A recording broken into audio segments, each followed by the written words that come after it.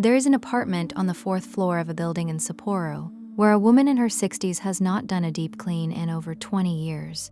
No lost Saturdays scrubbing floors. No dreaded spring cleaning that leaves her exhausted for a week. No renting machines. No marathon sessions. No standing in the middle of a room at 9 in the morning wondering where to even begin. Her home is not just clean.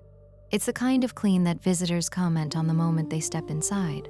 Spotless floors, clear counters, air that smells like nothing at all, which is to say, like a place that is simply, genuinely clean. And she achieves this while working, while living a full life, in an apartment smaller than most. If you watched her on any ordinary day, you would rarely catch her cleaning in the way most of us understand the word. There's no bucket, no chemical smell, no visible effort, and yet the home stays perfect year after year, as if it cleans itself. Meanwhile, somewhere else in the world right now, someone is standing in their kitchen on a Saturday morning, looking at a sink full of dishes, a counter buried under a week of accumulated life, and a floor that hasn't been properly cleaned in longer than they'd like to admit. And they feel it. That heavy, familiar mix of guilt and exhaustion that arrives before they've even started.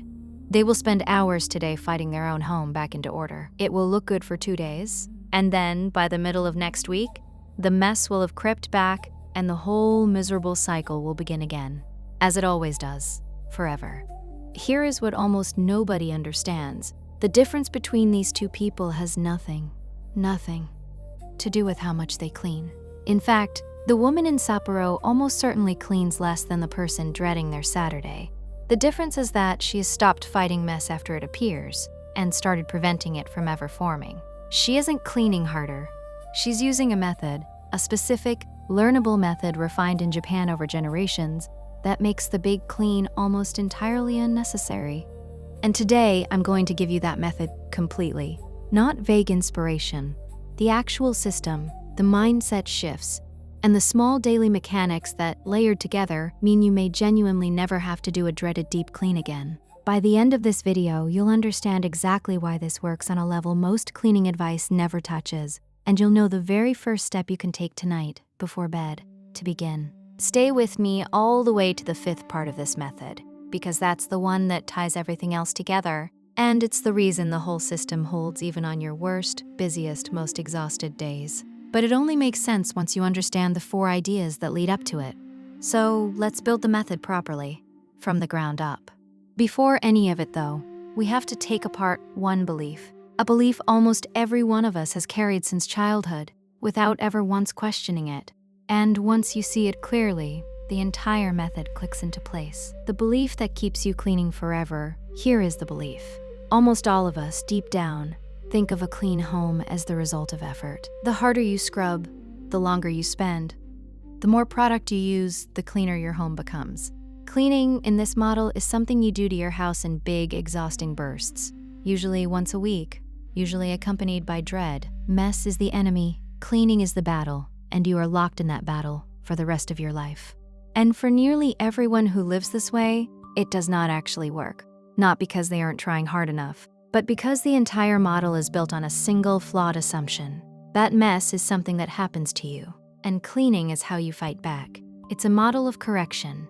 You let the mess build, and then you correct it. And a correction model, by its very nature, guarantees an endless cycle. You will always be cleaning up after a problem because you're always waiting for the problem to appear before you act. The Japanese method is built on the opposite assumption, and this reversal is the entire secret. The goal is not to clean better. The goal is to build a system in which mess never gets the chance to accumulate in the first place. Prevention instead of correction. And when mess never accumulates, the deep clean, the Saturday, the dread, the exhaustion, simply becomes unnecessary. There is nothing built up to fight, because it was never allowed to build. This is why Japanese homes, across apartments far smaller than most Western houses, with families, with pets, with full and busy lives, tend to stay effortlessly clean without anything that looks like a cleaning day at all. When researchers and writers have tried to understand why, they keep arriving at the same conclusion. It isn't harder cleaning. It's a handful of small rituals and shifts, repeated so consistently that mess never wins a foothold. The method has 5 parts. Each one is almost absurdly small on its own. Together, they replace the entire concept of the deep clean. Let's begin with the first, because it starts before you've even fully stepped inside your home. Part 1. Stop the mess at the door. The first part of the method has a name in Japan, the genkan. It's the small entryway space just inside every Japanese front door, usually a step lower than the rest of the home, where outdoor shoes come off and indoor life begins. And it is not a suggestion or an occasional preference. It is one of the most absolute customs in the entire country. Shoes come off, always. Now, here's why this is the foundation of the whole method and not just a nice cultural detail. Think about what your shoes accumulate in a single day.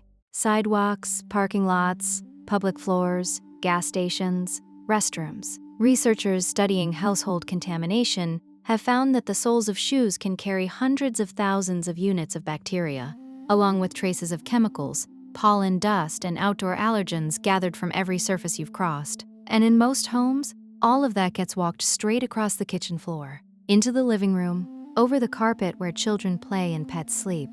Here is the crucial insight, the one that makes this the first part of a method to never clean again. A home where shoes never come inside isn't cleaner because someone is scrubbing more. It's cleaner because less dirt is arriving in the first place. This is prevention in its purest form. Every particle of dirt stopped at the door is a particle you never have to clean off your floor later.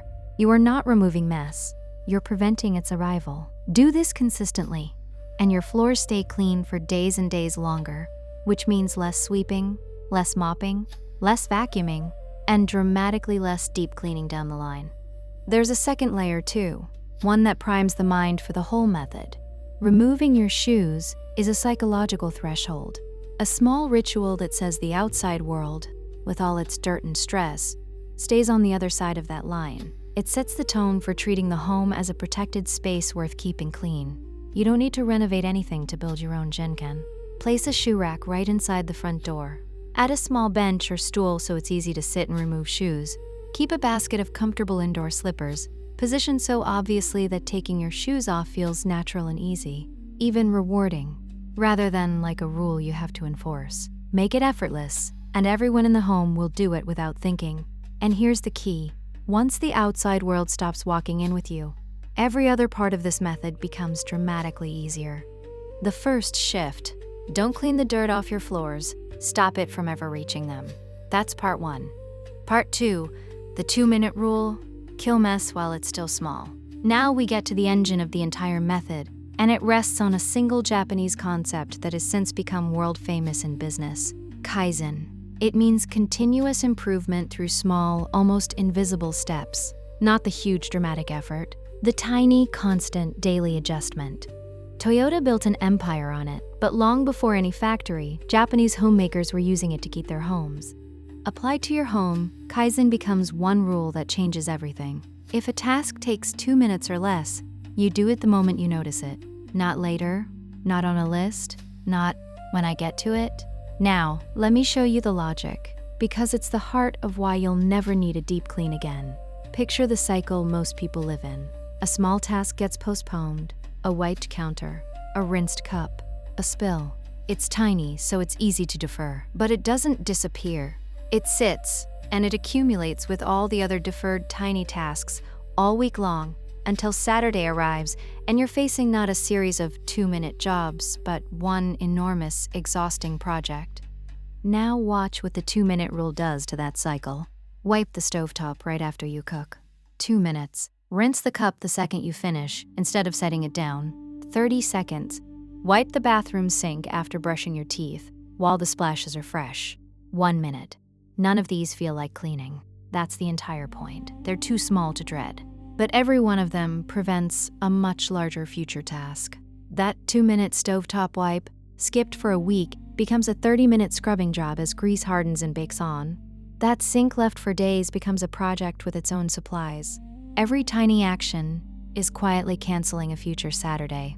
This is the mechanism that makes the deep clean obsolete. The deep clean exists only because mess is allowed to accumulate. Remove the accumulation by killing every mess while it's still a 2-minute mess, and there is nothing left to deep clean. The big job never forms, because you never let the small jobs pile into it. And there's a psychological dividend too. A counter wiped the moment it's dirty never gets the chance to feel like a mess. There's no growing pile to avoid, no guilt, no low hum of unfinished business following you around your home. The space just stays the way it was, and so does your mind. The second shift: never let a mess grow past 2 minutes, and it can never grow into a Saturday. That's part 2. Part 3: the 15-minute morning reset. The third part of the method takes everything so far and anchors it to a specific repeatable ritual, one you can start tomorrow morning with zero preparation. In Japan, a light, quick, rhythmic form of daily cleaning is sometimes called soji, and in its original form, it comes from Zen Buddhist temples, where monks clean their spaces each morning, not as a chore, but as a kind of moving meditation, a way of greeting the day. The modern version takes about 15 minutes first thing in the morning and follows a simple shape. Open a window for a few minutes, even in cold weather, to let fresh air move through and clear the stale, heavy feeling out of the home. Make your bed immediately, the moment you're out of it. Wipe down the kitchen counters and stove top. Do a quick sweep of the floors that see the most traffic. Wipe the bathroom sink. 15 minutes, and you're done. Here is what those 15 minutes actually accomplish, and why they're essential to a method that eliminates the deep clean.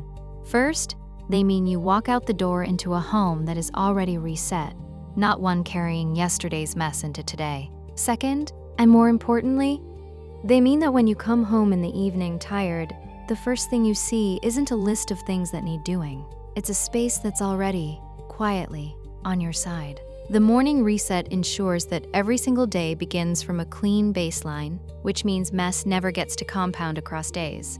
It's the 2-minute rule scaled up into a short daily ritual, a guarantee that the home returns to zero every morning.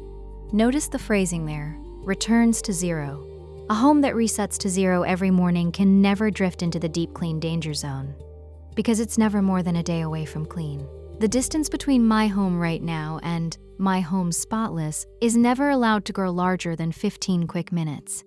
That is what makes the giant cleaning session unnecessary. The gap is simply never permitted to open. And there's something almost sacred in the ritual itself. Opening the window, making the bed, wiping the counter. Done with a little intention, this isn't drudgery. It's a calm, grounding way to begin the day that leaves both your home and your mind clearer. The third shift, reset to zero every morning, and the gap that deep cleaning exists to close never opens. That's part 3. Part 4, own less, and there's less to clean.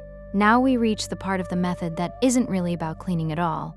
And for many people, it's the most uncomfortable one. But stay with it, because this is the part that determines how hard the other 4 ever have to work. In Japan, the relevant idea is danshari, a word built from 3 characters meaning refuse, discard, and separate. Together, they describe a practice: refusing what you don't need, letting go of what you don't use, and detaching from the emotional weight objects quietly carry. You may have heard of Marie Kondo, whose approach to tidying became a global phenomenon. Her method draws from this same root. But danshari goes a layer deeper, because it isn't a one-time decluttering event. It's an ongoing relationship with what's allowed into your life and what's allowed to stay. Here's the truth that ties this directly to never cleaning again. And it's a hard one to hear. The more things you own, the more there is to clean. Every object in your home is a cleaning obligation. That shelf of decorative items has to be dusted. Every single one.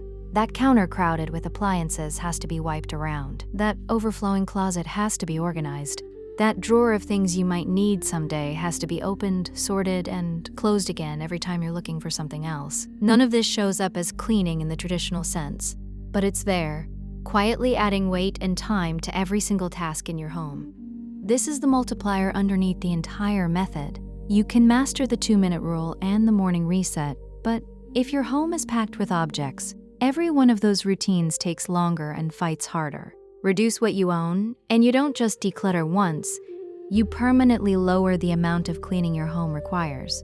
Forever. A home with half the stuff is a home with half the surfaces to wipe, half the objects to move, half the clutter to reset. Danshari is the quiet engine that makes every other part of this method dramatically lighter. Japanese homes often contain less, not because people there don't enjoy things, but because they tend to be deliberate about what earns a place. Every object justifies its presence. You don't need to empty your home to borrow this. 2 small practices are enough to begin. First, for the next month, try a simple rule. For every new thing that comes in, one old thing goes out. This alone stops your home from ever accumulating more. Second, walk through your space and notice the objects that give you a small flicker of guilt every time you see them. The exercise equipment gathering dust, the hobby supplies from something you stopped doing years ago. These aren't just taking up space, they're taking a small piece of your attention every single day. Letting them go isn't loss, it's making room, and it's removing future cleaning. The fourth shift, every object you own is a cleaning task in disguise. Own less, and you permanently clean less. That's part 4. Part 5, turn cleaning from a chore into a way of living. Here it is. The fifth and final part of the method, the one that ties all 4 of the others together, and the reason the whole system holds even on your worst days. And it isn't a task at all, it's a shift in what cleaning means. In every part of this method so far, there's been a quiet through line, and it's time to name it directly. In Japanese culture, cleaning is not framed as a burden, something to dread, avoid, and complain about. It's treated closer to a form of care, a small, ongoing act of respect for your space, and by extension, for yourself. There's a long-held idea that the state of your home reflects the state of your inner life, not as a judgment, but as a kind of mirror. A cared-for space quietly supports a cared-for mind. This sounds abstract, but it's the most practically important part of the entire method, and here's why. Every other part, the shoes at the door, the 2-minute rule, the morning reset, owning less, requires that you keep doing them, day after day, especially on the days you don't feel like it. And nothing in the world is harder to sustain than a chore you resent. If cleaning stays framed in your mind as a miserable burden, you will eventually skip it. The mess will accumulate and the deep clean will come roaring back. The method collapses the moment the motivation runs out. But reframe these small actions as acts of care rather than chores, and something changes at the root. Wiping the counter in the morning stops being a task and becomes a 2-minute message to yourself. My space, and by extension I, am worth this small effort. Taking your shoes off at the door stops being fussiness and becomes the drawing of a line between the chaos of the world and the place where you're allowed to exhale. Letting go of an object you've felt guilty about for years stops being loss and becomes room to breathe. When the small daily actions feel like care instead of drudgery, you keep doing them, not through willpower, but because they genuinely make you feel good, and that is what makes the method permanent. It survives your tired days, your busy weeks, your low moods, because it's no longer a battle you have to win, it's simply how you live in your home. This is the difference between a cleaning routine and a cleaning life. A routine depends on discipline, and eventually fails. A way of living becomes automatic, effortless, and self-sustaining, which is exactly why the woman in Sapporo hasn't needed a deep clean in 20 years. She isn't disciplined about cleaning. She simply lives in a way where mess never forms and small care never stops. The fifth shift, cleaning that feels like a chore eventually stops. Cleaning that feels like care never has to. That's part 5, what the method actually looks like in a single real day. Before we bring it all together, let me show you what this method looks like in practice, across one ordinary day, because seeing it in motion is what makes it finally click. This isn't a fantasy of a perfect person with endless free time. It's just the 5 parts, quietly doing their work. The morning begins. You get out of bed and before anything else, you make it. 2 minutes, and the entire bedroom now reads as intentional and calm. You open a window while you get dressed. You're not actively doing anything, but the stale night air clears out and the home feels awake. You move to the kitchen and, before your coffee is even made, you take a damp cloth and wipe the counter and stovetop. 3 minutes, erasing the faint residue of last night's dinner before it has a chance to harden. After brushing your teeth, you give the bathroom sink a 10-second swipe. The splashes and toothpaste are gone before they dry. That's your 15-minute reset, and your entire home is now at 0. You walk out the door into a space that owes you nothing. Through the day, the 2-minute rule quietly runs in the background. You finish a cup of coffee instead of setting it on the counter to deal with later. You rinse it and it's done. 30 seconds. You notice a splash by the stove while waiting for water to boil. You wipe it. 15 seconds. Nothing about this feels like cleaning. It feels like simply moving through your home with your eyes open. And because you own less, you did the dance Hari work, so there are fewer objects crowding every surface. Each of these small actions takes half the time it would in a cluttered home. You come home in the evening tired, but here's the difference the method makes. Because you reset to zero this morning and handled the small things as they appeared, you don't walk into chaos, you walk into a home that's already on your side. So the evening reset is genuinely small. A few minutes putting cushions back, taking a glass to the kitchen, drying the sink so it doesn't harbor odor overnight, and returning the handful of stray items to their homes. 10 minutes, and the home is set for tomorrow. Add it all up.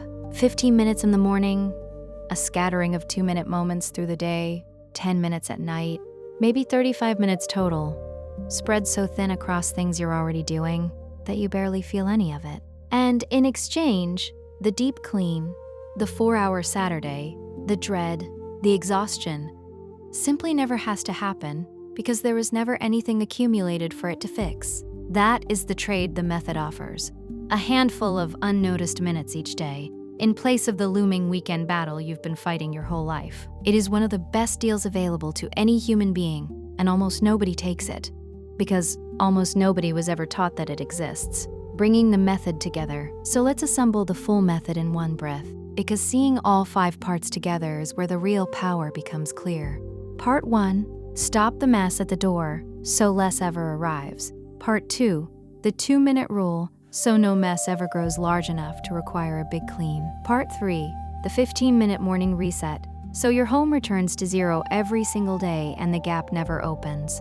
Part 4, own less so there's permanently less to clean in the first place. And Part 5, treat it all as care rather than chore, so the whole system sustains itself for life instead of collapsing the moment your motivation fades. Look at what these 5 things do together. Not one of them is a deep clean. Not one of them is a lost Saturday. Not one of them requires special products, expensive tools, or hours of exhausting effort. And yet, layered together and repeated consistently, they replace the entire concept of deep cleaning. They don't help you fight mess more effectively. They dismantle the conditions that create mess at all. The dreaded cleaning day disappears, not because you've conquered it, but because there's nothing left for it to do. The mess never builds. The gap never opens. That's the real secret, and it's almost the opposite of what the word cleaning trains us to expect. You will never clean less by cleaning harder. You clean less by building a home and a rhythm where mess simply never gets its foothold, where prevention quietly replaces correction, and small daily care quietly replaces the giant weekly battle. And here's the part that matters most for actually starting. You do not need to build all 5 parts tonight. Trying to overhaul everything at once is exactly the kind of dramatic, all-at-once effort that collapses within a week. It's the old broken model, just pointed at a new goal. Instead, do the thing that actually works. Choose one part, just one. Maybe tonight, before bed, you clear and wipe one single surface, your kitchen counter, your bathroom sink, the step by your front door, and set it up the way you'd want to find it in the morning. Then tomorrow, take 15 minutes to reset it again. And just notice, for a moment, what it feels like to walk into a space that's already been cared for, before the day has asked anything of you. That single small experience is the seed of the entire method. Everything else grows from it. Because a home that never needs a deep clean was never about superhuman effort or endless scrubbing. It was about a quiet shift in how you relate to your space, from fighting mess after it wins, to gently making sure it never gets the chance to. And once that shift takes hold, you really may find that the dreaded cleaning day, the one that's haunted your weekends for years, simply never comes again. Now I want to hear from you. Of these 5 parts of the method, which one do you think would make the biggest difference in your home right now? Tell me 1 through 5, down in the comments. Naming it is the first real step toward living it. And if this changed the way you think about your own home, share it with one person who's been dreading a deep clean they've put off for months. They might be just one small habit away from never needing that day at all. I'll see you in the next one.